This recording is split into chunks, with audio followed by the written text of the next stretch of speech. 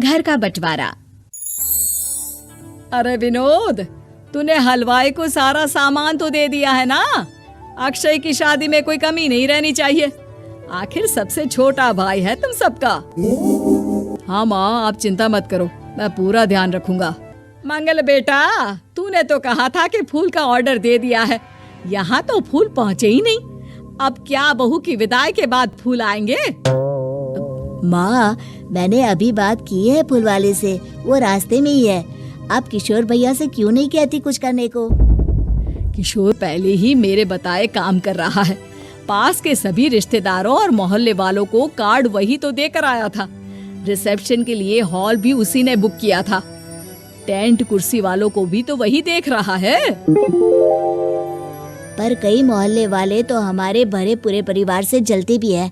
उन्हें बुलाने की क्या जरूरत थी? बेटा, शादी ब्याह में तो बुलाना ही पड़ता है, नहीं तो लोग क्या कहेंगे। दादी दादी देखो ना, हलवाई अंकल हमें लड्डू नहीं दे रहे, आप इनको डांटो ना। अरे चैन सुख दे देना बच्चों को लड्डू, क्यों तंग कर रहा है इन्हें?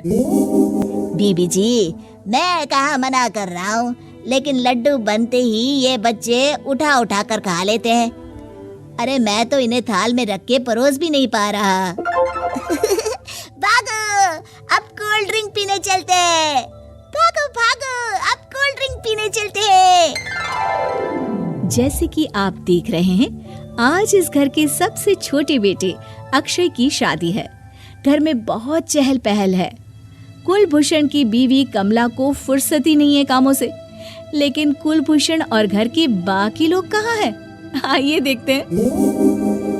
अजी, आप यहाँ आराम से बैठकर गाने सुन रहे हो और घर में अभी तक इतने काम बचे हैं करने को। अरे भाई, मेरे सबसे छोटे बेटे की शादी है, इसके बाद तो मैं अब चिंता मुक्त हो ही जाऊंगा।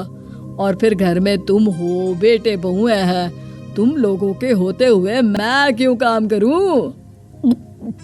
मैं तो शान से बेटे की शादी में जाऊंगा तैयार होकर। अरे ठीक है, अब आप आराम ही कीजिए। एक बार अभिषेक की बीवी आ जाए, फिर मैं भी आराम करूंगी और मेरी चारों बहुएं पूरे घर की जिम्मेदारियां संभाल लेगी। इतना कहकर कमला वापस अपने काम में लग जाती है। बेटा भी, तू अब तक तैयार नहीं हुआ? किससे बात कर रहा है फोन पर? तैयार कैसे हूँ?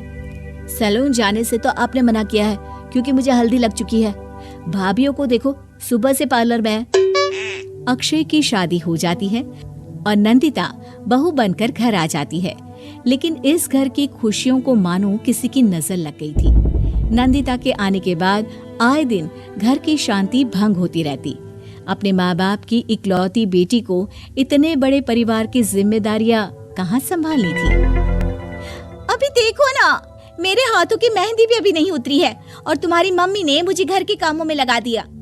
मैंने सोचा था कि घर की सबसे छोटी बहू होने के कारण मुझे सब पलकों पर बिठा के रखेंगे, पर यहाँ तो पलक झपकने की भी फुर्सत नहीं मिलती।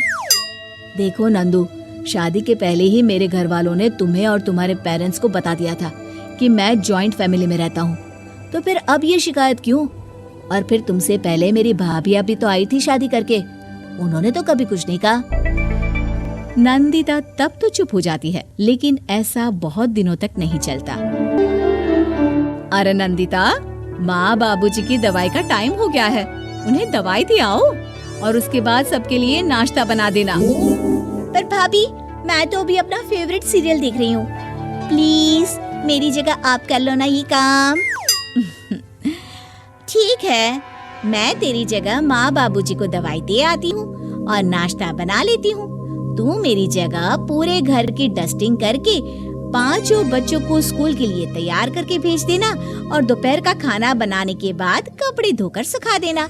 उसके बाद हम दोनों मिलकर बाजार जाकर सब्जी ले आएंगे, फिर डिनर की तैयारी कर लेंगे और उसके बाद बस भाभी, मैं माँ बाबूजी को दवाई देकर सबके लिए नाश्ता बना देती हूँ। हे भगवान, ये कहाँ लाकर फंसा दिया मुझे। मेरे घर में तो गिनती की 8 रोटियाँ और 2 सब्जी बनती थी और नाश्ता निपट जाता था, यहाँ तो रोटियों का ढेर और सब्जियां बड़े बड़े पतीलों में बनानी पड़ती है। नाश्ता बनते बनते लंच का टाइम हो जाता है और लंच बनते बनते डिनर का। अभी मुझ में तुम्हारे पूरे परिवार का नखरा उठाने की और ताकत नहीं बची। मैं ऐसे नहीं रह सकती। अरे तो क्या चाहती हो तुम? मुझे अलग रहना है बस। तो ठीक है, हम कल ही शिफ्ट हो जाएंगे किराए के घर में। इतना बड़ा घर होते हुए हम किराए पे क्यों रहेंगे? ना जी ना, घर में ही दीवार खड़ी करो अपने हिस्से के आगे। घर के साथ साथ घर की खुशियों में भी दीवार खींच जाती है। ऐसे ही कई महीने बीत जाते हैं और नंदिता माँ बन जाती है। बच्चे के आने से अभिषेक के कंधों पर खर्चों का बोझ आ पड़ता है। अभिषेक का बोझ कम करने के लिए नंदिता भी पार्ट टाइम जॉब कर लेती है, लेकिन इससे उसके सर पर नौकरी, घर और बच्चे की जिम्मेदारी बढ़ जाती है। नंदिता, ये क्या है? तुमने घर भी ठीक से साफ नहीं किया, ना ही मेरे कपड़े धुले हैं। चिंटू के बाल भी कटवाने जाना था, देखो उसके बाल कितने बढ़ गए हैं। अरे करती क्या हो पूरा दिन तुम?